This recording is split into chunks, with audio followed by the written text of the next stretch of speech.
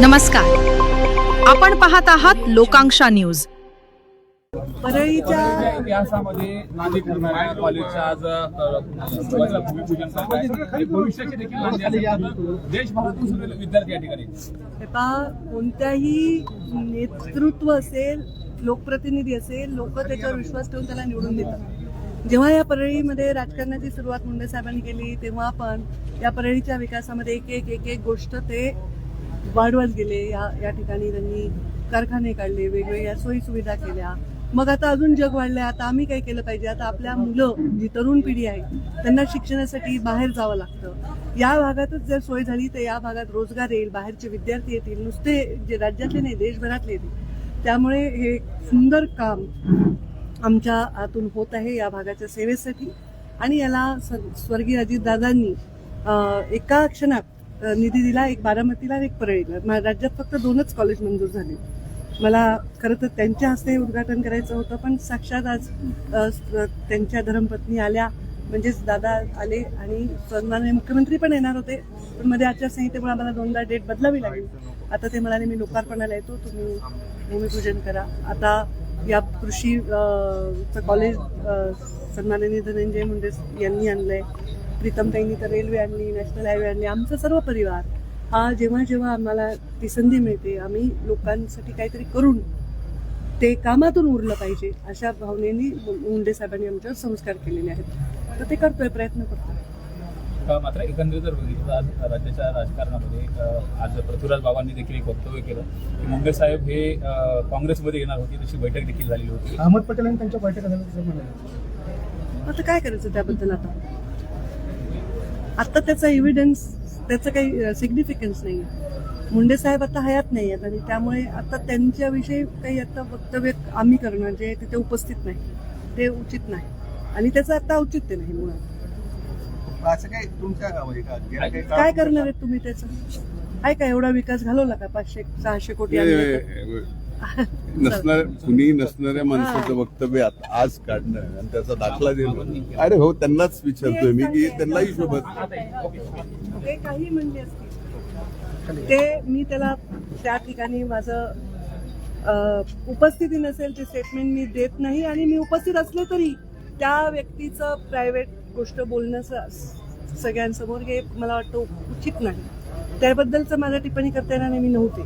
पण मला जे माझे वडील कळले ते या कमळातच जन्मले आणि कमळातच ते विसावलेले आहेत. आणि हे त्यांची पूर्ण जी जर्नी आहे ती जर्नी आहे.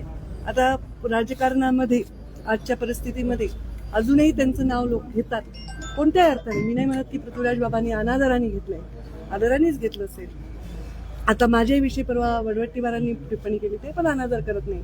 मीडिया काय करतो, कुठल्या तरी एखाद्या कार्यक्रमातलं एक स्टेटमेंट घेऊन असं झालं पंकजा मुंडे नाराज आहे. काही नाराज नाही, निराश नाही, मस्त आहे, खाते पिते, समाजासाठी काम करण्यासाठी पूर्णपणे कष्टाने जगते.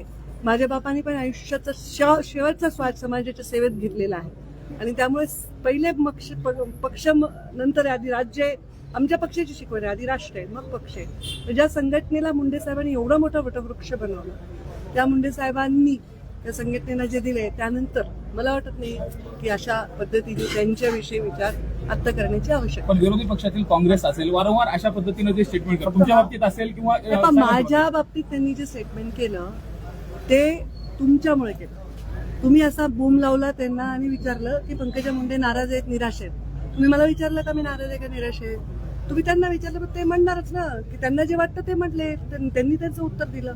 त्यांनी काही माझा अनादर केला नाही. त्यामुळे मी कुणालाही दोष देत नाही.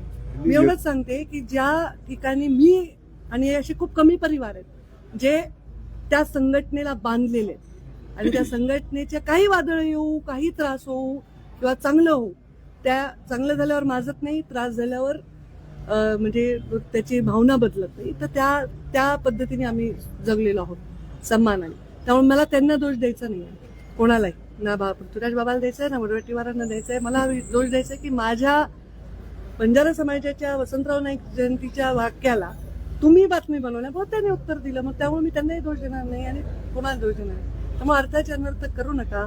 अर्थात सुद्धा बातम्या असतात रे, अनर्थातच बातम्या नसतात. आणि जर्नलिझम मध्ये दोन व्यक्ती जे नाहीयेत.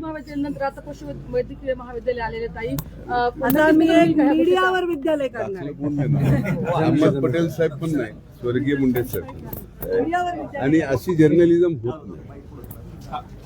बातमी कृषी अशी महाविद्यालयाच्या नंतर आता पशुवैद्यकीय महाविद्यालय आलेले आहे. जिल्ह्याच्या दृष्टीने जिल्ह्याच्या दृष्टीने नाही तर राज्याच्या आणि देशाच्या दृष्टीने आमचा प्रयत्न एवढाच आहे की जिल्ह्याचं नाव हे देशभरात जावं, आंतरराष्ट्रीय पातळीवर जावं.